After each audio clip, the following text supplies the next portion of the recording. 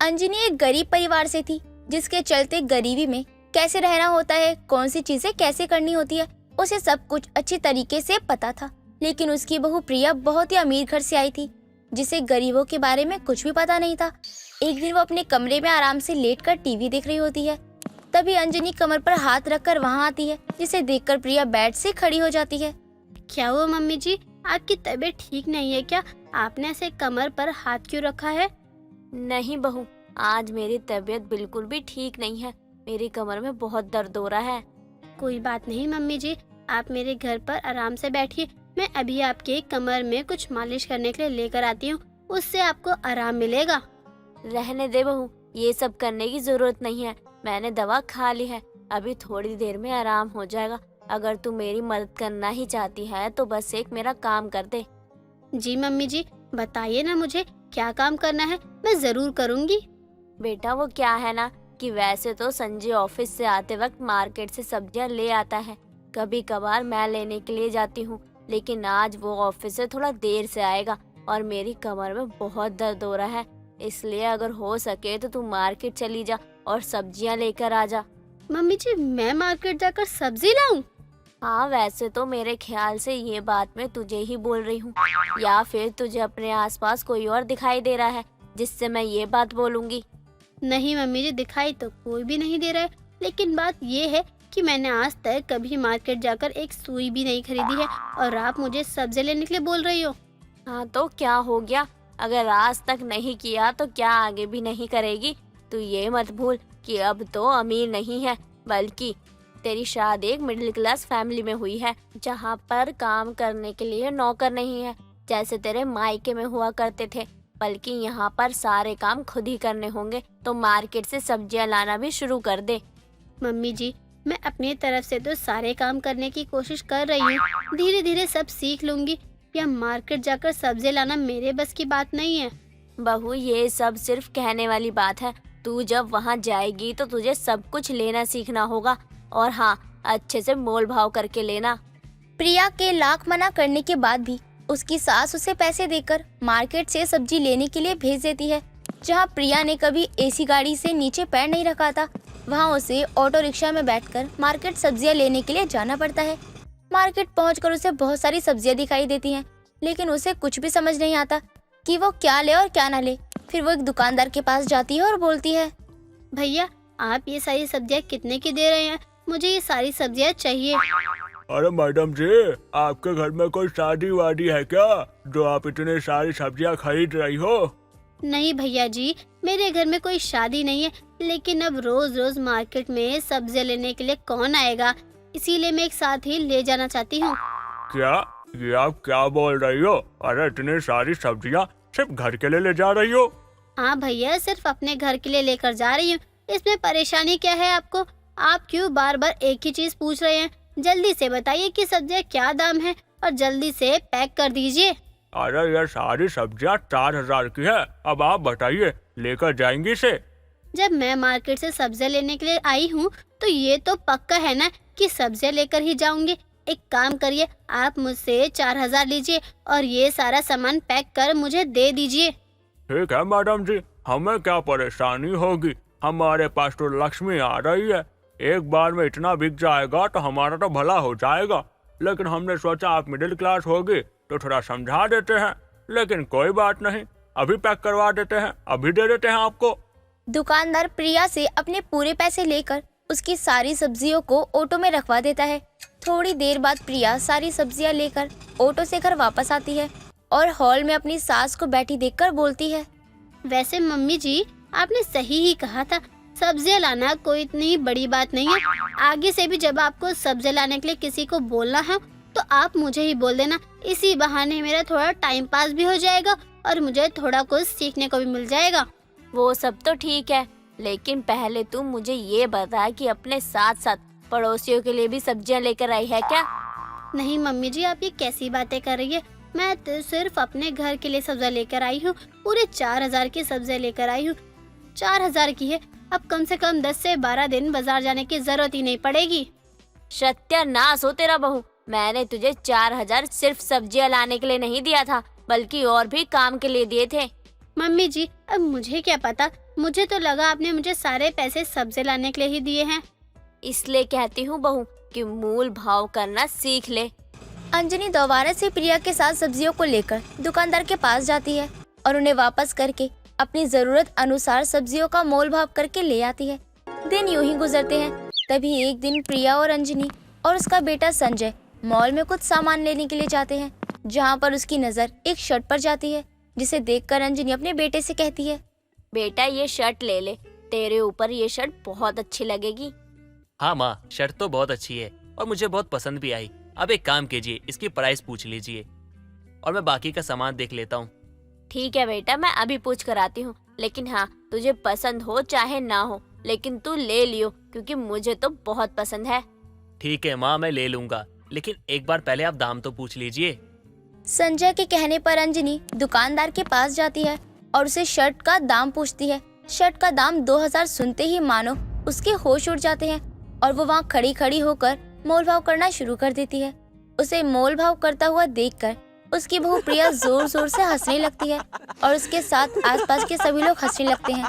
तभी वो अपनी सास के पास जाती है और बोलती है, मम्मी जी, ये आपके एरिया की कोई छोटी सी मार्केट नहीं है, बल्कि एक बहुत बड़ा मॉल है। यहाँ पर सभी चीजों के रेट ऐसे ही हाई फाई होते हैं और सबके रेट फिक्स भी होते हैं। यहाँ पर कोई मोल भाव नहीं चलता है। लेकिन सॉरी, आपको ये सब कैसे पता होगा, क्योंकि आपकी तो सारी जिंदगी गलियों की छोटी मोटी मार्केट में ही गुजर गई ना। बहू ये क्या तमीज है मुझसे बात करने की? तू ये मत भूल कि मैं तेरी सास हूँ। मम्मी जी, मैंने गलत क्या बोल दिया? मैंने तो वही चीज बोली जो सही है। आप हर चीज में मोल भाव करेंगी तो मुझे मजबूरन बोलना ही पड़ेगा ना, क्योंकि हर चीज में मोल भाव करना जरूरी तो नहीं है। हाँ तो ये बात तो ठीक से भी बता सकती थी ना, तुझे इसमें मेरी बेइज्जती करने की क्या ही जरूरत थी। दोनों की आपसी बहस देखकर संजय वहाँ आता है और उनकी बहस का कारण पूछता है। तुम लोग ये कर क्या रहे हो? अरे बहस क्यों कर रहे हो? देखो लोग तुम्हें देखकर हंस रहे हैं। तुम लोग तो कहीं बाहर जाने के ना लायक भी नहीं हो। बेटा देख ना बहू को मेरा कैसे मजाक उड़ा रही है। तेरी शर्ट लेने के लिए मैं थोड़ा उस दुकानदार से मोल भाव क्या करने लगी, ये मेरे ऊपर हंसने लगी। इसको देखकर सभी मेरे ऊपर हंस रहे थे। हंसू ना तो क्या करूं? जहाँ देखो वहाँ आप मोल भाव करने लगती हैं। मोल भाव करने से पहले जगह तो देख लीजिए। लेकिन इसमें आपकी गलती नहीं है, आप अपनी मिडिल क्लास सोच से आगे जो नहीं बढ़ पाई। प्रिया, ये तुम भूल गई क्या? ये मेरी माँ है और तुम मेरी माँ से ऐसे बात कर रही हो। और इनको मोल भाव करने की आदत है, क्योंकि ये पैसा बचाना जानती है। पैसे की कीमत पता है इनको, क्योंकि पैसे की कीमत क्या होती है ना, ये तुम नहीं जानोगी, क्योंकि तुम बड़े घर में पैदा हुई हो, ऐशो आराम में जियो। हमारे पास तो तुम्हारे पापा की तरह इतना पैसा है नहीं जो हम बर्बाद करते जाए। इसलिए मेरी माँ चाहती है 1-1 रुपया बचाए, ताकि वो पैसे कल को हमारी जरूरत के समय काम आए। तुम यहाँ सबके सामने मेरी बेइज्जती कर रहे हो। मैं ये चीज बिल्कुल भी बर्दाश्त नहीं करूँगी। मैंने तुम्हारी बेइज्जती करी तो तुम्हें इतना बुरा लगा, लेकिन इतनी देर से तुम सभी लोगों के सामने मेरी माँ की बेइज्जती किए जा रही हो। वो ठीक था? हाँ, तुमने एक बार भी नहीं सोचा कि तुम इतने लोगों के सामने मेरी माँ की बेइज्जती कर रही हो, उन्हें कैसा लगेगा? और तुम्हें क्या लगता है ये मोल भाव करना ये गलत बात होती है? हर इंसान ना 4 पैसे बचाने का सोचता है। यहाँ जितने लोग हैं ना, ये सब भी 4 पैसे बचाने में लगे रहते हैं हमेशा। लेकिन दूसरों पे हंसना ये इनको बहुत अच्छे से आता है। लेकिन मैं इनसे क्या बोलूँ, ये तो पराये हैं। लेकिन तुम तो मेरी अपनी हो ना, माँ की अपनी बहू हो। लेकिन तुम्हें तो ये बात समझनी चाहिए ना। ओह सॉरी, तुम भी कैसे समझोगी? क्योंकि बचपन से लेकर अब तक पैसे तुम्हारे आगे थाली में परोस के मिलते हैं, तो तुम्हें समझ ही कहाँ आएगा पैसे की कीमत क्या होती है। अगर तुम्हें ना पैसों की कीमत जाननी हो तो किसी मजदूर के घर में जाकर देखो। अरे एक वक्त का खाना खाने के लिए वो पूरे दिन धूप में तपता है, इतनी मेहनत करता है, तब जाके 100-200 रुपए कमाता है और उसमें उसका घर चलता है। सड़क पे जाकर देखो, छोटे छोटे बच्चे भीख मांगते हैं। क्यों मांगते वो पैसा? हाँ क्यों? इसलिए ताकि वो अपना पेट पाल सके। मोल भाव करना गलत नहीं है। संजय की बात सुनकर प्रिया का तो मुंह ही बंद हो जाता है और उसे अपनी ही की गई हरकत पर बहुत शर्मिंदगी महसूस होती है। और उस दिन के बाद से वो कभी भी अपनी सास के साथ मोल भाव करने पर रोका टोका नहीं करती थी और ना ही उसका मजाक बनाती थी। गोरखपुर गांव में आज अचानक एक पुलिस वाला आता है। तभी वहां के कुछ लोग वहां इकट्ठा होते हैं और उस पुलिस वाले से कहते हैं, इंस्पेक्टर साहब, हमारा घर को बचा लो। अरे हमारे घर में बहुत दिन से सांप घुसकर बैठा हुआ है। अरे इंस्पेक्टर साहब, बाहर तो आइए। अरे हमको क्या लगता है काकी, ये जो इंस्पेक्टर वो आया है ना, ये एक नंबर का डरपोक है। अरे तभी तो दुबक कर अंदर बैठा हुआ है। अरे कहीं कुछ गलत हो गया होगा, यही के डर से ही बैठा है अंदर। अरे बबुआ ऐसा मत बोलो, पहली बार तो कोई बड़ा अफसर हमरे गांव में आया है। अगर तुम पहली बार ही ऐसी बात करोगे तो हमरे गांव का कभी भला नहीं होगा। अरे काकी तुम क्या बात करती रहती हो? अरे तुम कुछो नहीं पूछती हो, समझी? तो शांत रहो। अरे ऐसे शहरी पुलिस वालों को हम बहुत देखे हैं, एक नंबर के डरपोक होते हैं ये लोग। बाहर के शोर की वजह से गोरखपुर में आए नए इंस्पेक्टर को उठकर बाहर आना पड़ता है। जिनके सर की टोपी टेढ़ी थी तो वहीं वर्दी का पूरा बटन खुला हुआ था। ऐसे इंस्पेक्टर को देखकर बिरजू कहता है, अरे वाह, ये का देख लियो ना दादा। अरे काकी देख रही हो, पहली बार ऐसा इंस्पेक्टर देखे हम जिंदगी में, जो वर्दी का बटन हुआ भी बंद नहीं किया। और टोपी देखो ना इनकी कैसे टेढ़ी हो रखी है। अरे काकी हमको कोनो एंगल से पुलिस वाला ना ही लग रहा। अरे ओ जवान खून, इधर आओ। तुम्हारे मानने से मैं पुलिस वाला बन जाऊंगा क्या? नहीं ना, पूरा बकायदा परीक्षा देकर पुलिस बना हूँ, कोई मुझ पर उंगली नहीं उठा सकता है। अरे साहेब, हम सब आपके ऊपर कोनो उंगली कोनो हाथ कुछ नहीं उठा रहे हैं। ये बिरजुआ तो पागल हो गया है। हमरे गांव में पहली बार इतना बड़का ऑफिसर आया है ना, बस यही खातिर देखने आए हैं सब। क्या मतलब है आपका? आज से पहले कभी आपके गांव में कोई बड़ा अफसर नहीं आया है क्या? ये कैसे हो सकता है? मुझे तो लगता है मुझसे भी पहले बहुत अफसर आ चुके होंगे। कोई बात नहीं, अब मैं आ चुका हूँ ना, अब मैं सब कुछ ठीक कर दूंगा। अरे साहेब, का ठीक कर देंगे? या कुछ होता कहाँ है जो आप ठीक करने की बात कर रहे हैं? हमरे गांव में एक ही परेशानी है। चलो कुछ तो परेशानी है। हाँ हाँ बताओ, क्या परेशानी है गांव में? मैं अभी ठीक करके देता हूँ उसे। अरे मत पूछे दरोगा जी, हमरे गांव में लंबा लंबा सांप घुस जाता है। हमको तो बस इन कीड़े मकोड़ों से शांति दिला दो, बाकी हमरे गांव में बहुत सुख शांति है। पागल हो गए हो क्या? मैं कैसे सांप पकड़ सकता हूँ? अब जाइए अपने घर, मैं बाद में घूमते फिरते आप सबसे आके मिलूंगा। आपकी मर्जी साहेब, आओ चाहे ना आओ, हमारा तो फर्ज था आपको बताएं। ये खूनी जालिम हमारे घरों में घुस जाता है, ससुरा सांप कहीं का। आपको पकड़ना है तो पकड़िए, नहीं पकड़ना है तो मत पकड़िए। ये आपका मटरवा है, हमार नहीं। बेचारा मदन अनपढ़ लोगों के बीच फंस गया। ऐसे ही दिन गुजरने लगे। अब मदन गांव वालों के साथ घुल मिल गया था। ऐसे ही एक दिन गांव में एक संजना नाम की लड़की एड्रेस पूछते हुए मदन के पास आती है। सर, क्या आप मेरी एक मदद कर सकते हैं?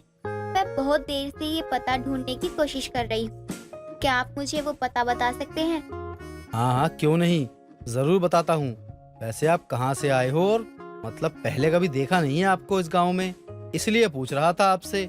और हाँ ये पता। सर, आपने पेपर उल्टा पकड़ा हुआ है। अरे सॉरी, वो क्या है ना, पहली बार गांव के बाहर की लड़की को देखकर थोड़ा हैरान हूँ। वो क्या है ना, पुलिस वाला हूँ, थोड़ी बहुत चिंता तो होती ही है ना गांव की। हाँ जी, समझ सकती हूँ। गांव की चिंता बहुत होती होगी आपको। अब आप मुझे ठिकाना बता देंगे या नहीं? ये यहाँ से सीधा चलते हुए जाइए, फिर बायां घूम जाना, फिर एक चौराहा आएगा, उसी से थोड़ी दूर है ये ठिकाना। धन्यवाद आपका, वरना कौन ऐसी किसी की मदद करता है। मदन ने जैसे जैसे संजना को बताया, संजना वैसे वैसे ही चलती रही, लेकिन उसे वो जगह ही नहीं मिली जहां उसे पहुंचना था। संजना आखिर में परेशान होकर इधर उधर देख रही होती है कि तभी वहां बिरजू आ जाता है। अरे बहन, क्या हुआ? किसको ढूंढ रही हो? अरे शाम होने को है, यहाँ वहाँ अकेले काहे घूम रही हो? भैया वो क्या है ना, मुझे गांव के मुखिया के पास जाना था। गांव के विकास के बारे में बात करनी थी उनसे, लेकिन बहना तुम गलत चली आई हो। कोनो बात नहीं, हो जात है। वैसे भी मुखिया जी के घर से तुम बहुत आगे आ चुकी हो। चलो, अब बहन बोले हैं तो तुमको हम मुखिया जी के घर छोड़ कर आते हैं, क्योंकि रास्ता खराब है ना जी। रात के अंधेरे में जंगली जानवर आ जाएगा तो दिक्कत हो जाएगी तुमको। चलो। बहुत बहुत शुक्रिया भैया, अगर आज आप नहीं होते तो मैं यहीं फंसी रह जाती। अच्छा सुनो बहन, हम क्या कह रहे थे, तुम यहाँ तक कैसे आ गई? कोनो तुमको गलत रास्ता बताया है का? हाँ, शायद मजाक किया होगा मुझसे, वरना कोई पुलिस वाला हमको क्यों गलत पता बताएगा। पहले तो लगा अनपढ़ पुलिस वाला है, फिर सोचा मजाक किया होगा। अरे हमरे गांव का पुलिस वाला था का? अरे बहन तुम बुरा मत मानना, वो का है ना बहन, वो बहुत ही नटखट है। देखो बतियाते बतियाते मुखिया जी के घर पहुंच गए। संजना मुखिया जी से बात करती है और अगले दिन ही गांव के खुले मैदान में बच्चों को पढ़ाना शुरू कर देती है। अब वहां मदन आता है और संजना को पढ़ाता देख कहता है, क्या बात है, गांव में स्कूल होते हुए भी अब इनको आपकी जरूरत हो रही है? क्या बात है, कहीं आप इनके दिमाग में कुछ गलत बात भरने का तो नहीं सोच रही है ना? देखिए, मैं इस गांव का दारोगा हूँ और मैं अपने गांव के लोगों को कुछ नहीं होने दूंगा। क्या पागलों की तरह बातें किए जा रहे हो? मैं इन बच्चों को पढ़ा रही हूँ, कोई गलत काम नहीं कर रही हूँ मैं, समझे? स्कूल तो है, आप वहाँ क्यों नहीं पढ़ा रही हैं? यहाँ खुले आसमान के नीचे कौन ऐसे पढ़ाता है भाई? मैं पढ़ाती भी हूँ। और रही आपकी बात कि मैं इनको कुछ गलत नहीं पढ़ा रही हूँ, आप क्या सच में अनपढ़ पुलिस वाले हैं? जो मैं पढ़ा रही हूँ वो भी समझ में नहीं आ रहा। अरे मेरा मतलब है कि मैं जो सवाल पूछ रहा हूँ ये गांव वालों की तरफ से है, बस और कुछ नहीं है। मैं तो सब कुछ समझ गया, लेकिन ये गांव वाले हैं ना, इनको भी तो समझाना बहुत जरूरी होता है। हाँ, डर गए ना आप भी। मैं तो आपसे मजाक कर रही थी, लेकिन आपका तो चेहरा देखकर लग रहा है कि आपकी तो हवाएं उड़ गई हैं। अच्छा मजाक था वैसे। Nice, good one, nice. अरे इंस्पेक्टर साहब, बुरा मत मानना। उस दिन आपने मेरे साथ मजाक किया था, तो आज मैंने आपके साथ मजाक कर लिया, बस अब हिसाब बराबर। अरे बाप, क्या मिसाइल छोड़ा था इस लड़की ने तो। अगर मेरी सच्चाई सबके सामने आ जाती तो मेरे को तो ये सब लोग मिलकर खत्म ही कर डालते आज। मदन का रवैया देखकर संजना को थोड़ा शक होता है और उसी शक के आधार पर संजना एक दिन शहर जाती है और वहां के थाने के इंचार्ज से बात करती है। ऐसे ही कुछ दिन गुजर जाते हैं और एक दिन संजना गांव वालों को इकट्ठा कर लेती है। देखिए चाची, आपने कभी अनपढ़ पुलिस वाला देखा है क्या? नहीं देखा तो अपने गांव के थानेदार को देख लो, पता नहीं कहां से आया है, बिना कोई पढ़ाई पूरी किए ये पुलिस वाला कैसे बन गया। लेकिन बिटिया हम कैसे साबित करेंगे? और हाँ, अगर ये कोई पुलिस वाला नहीं है तो कौन है जो हम लोगों के साथ रहता है और क्यों रह रहा है? अरे काकी बहन सही कह रही है, हमको शक हुआ था तभी तो हम को शहर से बुलाए हैं। लेकिन भैया आपका शक सही निकला। वैसे भी इस अनपढ़ पुलिस वाले को पकड़ने के लिए शहर से कुछ ऑफिसर्स आ रहे हैं, तब पता चलेगा हम गांव वालों से मजाक करने का नतीजा। सभी लोग एक ही जगह मिलकर बात कर ही रहे होते हैं कि तभी वहां कुछ लोग आते हैं और उन गांव वालों से उनका पैसा धन बहुत कुछ लूट लेते हैं। तभी वहां मदन आता है और सभी बदमाशों को बहुत मारता है और थाने में बंद कर देता है।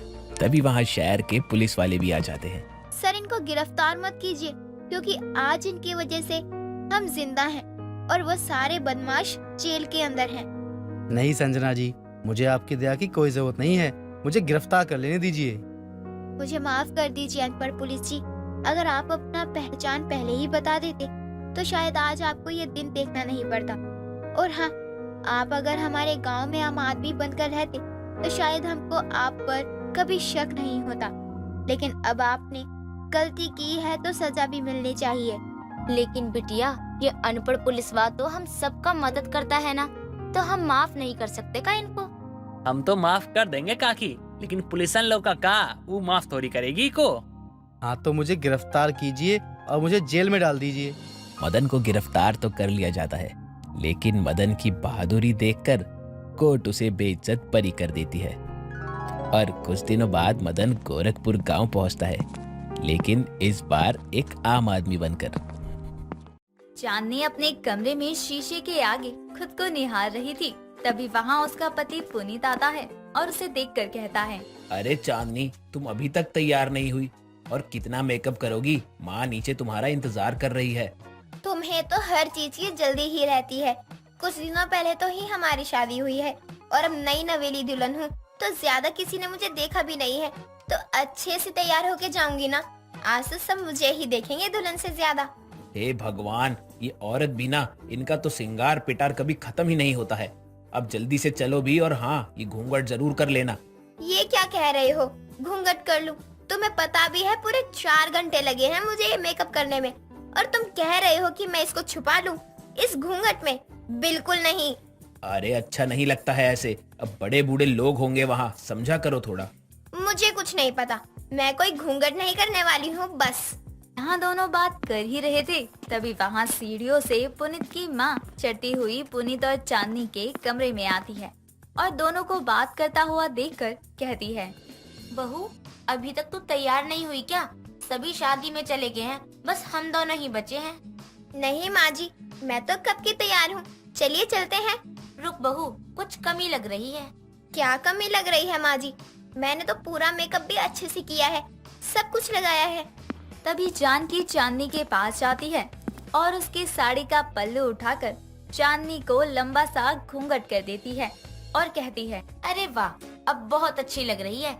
ऐसा लग रहा है जैसे मेरी बहू से ज्यादा तो कोई और हो ही नहीं सकता सुंदर। सही कहा माँ, बहुत सुंदर लग रही है चांदनी। ये क्या किया माँ जी ने? इतना सारा मेकअप मैंने घूंघट करने के लिए थोड़ी ना किया था। लेकिन कोई बात नहीं, शादी में जाकर कौन सा माँ जी पूरे समय मेरे साथ चिपकी रहेंगी। जैसे ही वो यहाँ वहाँ होंगी, मैं अपना घूंघट हटा दूंगी। इतना कहकर अब दोनों सास बहू शादी के लिए घर से निकल जाते हैं और कुछ देर में ही दोनों शादी में पहुंच जाते हैं। वहाँ पर सभी लड़कियाँ बहुत सारा मेकअप करके आई थी और वहाँ पर एक औरत कमला जानकी और उसकी बहू को देखकर कहती है, अरे जानकी बहन, ये आपकी बहू है क्या? हाँ, ये मेरी बहू है। आपकी बहू नहीं आई क्या शादी में? नहीं, उसे कुछ काम था। लेकिन ये बताओ कि आपने अपनी बहू को इतना बड़ा घूंघट क्यों करवा रखा है? यहाँ तो सभी औरतें हैं, हटवा दो घूंघट, घुटन हो रही होगी बहू को। नहीं नहीं कमला बहन, हमारे घर की बहुएं 1 साल से पहले घूंघट नहीं खोलती हैं। मैंने खुद अपनी शादी के 1 साल बाद घूंघट खोला था। हे भगवान, यानी 1 साल मुझे भी घूंघट में रहना पड़ेगा। मुझसे नहीं हो पाएगा ये सब। ना बाबा ना। अरे वो तो पुराना समय था, और आज के समय में 1 महीने भर भी घूंघट नहीं रखती है, और आप 1 साल की बात कर रही हो। आजकल की बहू भी नहीं रखती होंगी क्योंकि उनकी सास ने रोका टोका नहीं होगा। लेकिन मेरी बहू की मजाल नहीं जो मुझसे बिना पूछे घूंघट हटा ले। जानकी और कमला को बात करता देखकर चांदनी मौका देखते ही अपना घूंघट हटाने की कोशिश करती है। तभी जानकी उसका हाथ पकड़ लेती है और घूंघट को और नीचे कर देती है। यही नहीं, जानकी जहाँ जहाँ भी जा रही थी वहाँ वहाँ पर चांदनी को अपने साथ लेकर जाती है। चांदनी को 1 मिनट का भी समय नहीं मिलता कि वो अपना घूंघट हटा ले। यूं ही कुछ देर और हो जाती है और जानकी उसकी बहू दोनों ही घर वापस आ जाते हैं। घर आने के बाद चांदनी गुस्से में अपने कमरे में जाती है और पल्लू हटाकर अपने पति से कहती है, आज तो मेरा दिमाग ही खराब हो गया। इतना सारा मेकअप करके गई थी ताकि सुंदर दिखूं, लेकिन माँ जी ने 1 मिनट को भी मुझे घूंघट हटाने नहीं दिया। पूरे समय मेरे साथ चिपकी रही। क्यों, मजा है ना माँ के साथ शादी में जाने में। मेरी माँ बहुत अच्छी सास है और अपनी बहू का भी बहुत ध्यान रखती है। हाँ, वो तो देख लिया मैंने कितना ध्यान रखती है। एक पल को भी मुझे सर से घूंघट नहीं हटाने दिया। इसमें गलत क्या है? ये तो बहुत अच्छा है कि माँ तुम्हारे चांद जैसे चेहरे को दुनिया वालों की बुरी नजर से बचा रही थी। तुम्हें तो उनको थैंक्स कहना चाहिए। तो पूरा दिन मेरा दिमाग खराब कर दिया तुम्हारी माँ ने। ऊपर से तुम कह रहे हो कि मैं थैंक यू कहूँ? बिल्कुल नहीं। अगर माँ जी चाहती हैं कि मैं घूंघट करके रखूं, तो मैं भी यही करूंगी। लेकिन एक दिन वो खुद इस घूंघट को हटवाएंगी, ये मेरा उनसे वादा है। इतना कहकर अब चांदनी सोने चली जाती है। यूं ही दिन गुजर जाता है। अगली सुबह जानकी के घर में कुछ मेहमान आते हैं और जानकी चांदनी से सभी के लिए चाय नाश्ता लाने को कहती है। चांदनी लंबे से घूंघट में सभी के लिए चाय नाश्ता लेकर आती है और घूंघट की वजह से कुछ ना दिखने पर वो चाय की ट्रे एक मेहमान पर ही गिरा देती है। तभी जानकी कहती है, अरे बहू, ये क्या कर दिया? मेहमानों पर चाय गिरा दी। तुझे दिखाई नहीं दे रहा क्या? सॉरी माँ जी, इतना लंबा घूंघट है कि रास्ता नजर ही नहीं आ रहा है, इसलिए गलती से चाय गिर गई। मैं अभी दूसरी चाय बनाकर लाती हूँ। पहले तू इनको बाथरूम लेकर जा ताकि ये अपने कपड़े साफ कर सकें। ठीक है माँ जी, चाय मैंने गिराई है तो बाथरूम तक भी मैं ही ले जाती हूँ। क्या करूँ, अब ये घूंघट तो आफत बनता जा रहा है। इतना कहकर चांदनी वहाँ से चली जाती है। अब यूं ही कुछ दिन बीतते हैं। जिसके बाद चांदनी किचन में अपना लंबा घूंघट करके खाना बना रही थी। रात का समय होने के बाद चांदनी सभी के लिए खाना लेकर आती है। जैसे ही जानकी अपने मुंह में खाने का एक निवाला डालती है, वैसे ही वो उसे थूक कर कहती है, अरे बहू, ये तूने खाना बनाया या जहर? खाने में कितना नमक है? माँ जी, इसमें मेरी कोई गलती नहीं है, मैंने तो सही से ही खाना बनाया था। अब क्या करूँ, घूंघट की वजह से कुछ दिखा ही नहीं, तो मुझसे नमक ज्यादा डल गया होगा। हे भगवान, क्या करूं इस लड़की का? सब समझती हूँ, ये सब इसकी घूंघट हटाने की चालाकी है, तभी ये मुझे परेशान कर रही है। लेकिन मैं भी इसकी सास हूँ, इसको घूंघट नहीं हटाने दूंगी। अब तो माँ जी को ये घूंघट हटवाना ही पड़ेगा। आज तो हो गया बहू, लेकिन आगे से ध्यान रखकर खाना बनाना ठीक से, और जब खाना बनाओ तो घूंघट ऊपर कर लेना, बाकी टाइम घूंघट 1 इंच ऊपर ना हो। खड़ूस कहीं की, अब भी नहीं मानी है, लेकिन एक दिन जरूर इससे अपनी बात मनवा कर रहूंगी। ऐसे ही एक दिन और बीत जाता है और अगली सुबह जब जानकी बाजार सामान लेने के लिए जा रही थी, तभी चांदनी उसे रोकते हुए कहती है, माँ जी, आप आज कहाँ जा रही हैं? बहू, बाजार जा रही हूँ कुछ सामान लेने। तुझे कुछ मंगवाना है क्या? माँ जी, मैं भी आपके साथ चलती हूँ, मुझे कुछ सामान लेना है। ठीक है बहू, लेकिन ये घूंघट ऊपर नहीं होना चाहिए, ठीक है ना? हाँ माँ जी, 1 इंच भी ऊपर नहीं होगा, आप चिंता मत करो। इतना कहकर अब दोनों सास बहू बाजार के लिए निकल जाती हैं, जहाँ सास आगे आगे और बहू पीछे पीछे चल रही थी। घूंघट होने की वजह से चांदनी को रास्ता भी सही से नहीं दिख रहा था और आगे एक बड़ा सा गड्ढा था। तभी चांदनी अपनी सास की साइड से चलने लगती है और अचानक से वो जानकी को टक्कर मार देती है, जिससे कि जानकी गड्ढे में जा गिरती है। हाय राम, मर गई, मेरी कमर टूट गई। बहू, तुझे दिख नहीं रहा क्या? मुझे धक्का दे दिया। माँ जी, जब से शादी हुई है तब से इस घूंघट की वजह से मुझे तो अपना चेहरा भी नहीं दिखता है, तो मैं आपको कैसे देख पाऊंगी? अरे ये सब छोड़, मुझे उठा यहाँ से। माँ जी, उठाने के लिए भी तो एक घूंघट उठाना पड़ेगा ना, और घूंघट में 1 साल तक नहीं उठा सकती। अरे मेरी माँ, हटा दे घूंघट। अब नहीं कहूँगी घूंघट करने को, बस मुझे यहाँ से निकाल दे। अपनी सास की बात सुनकर चांदनी खुशी से घूंघट हटाकर अपनी सास को गड्ढे से बाहर निकालती है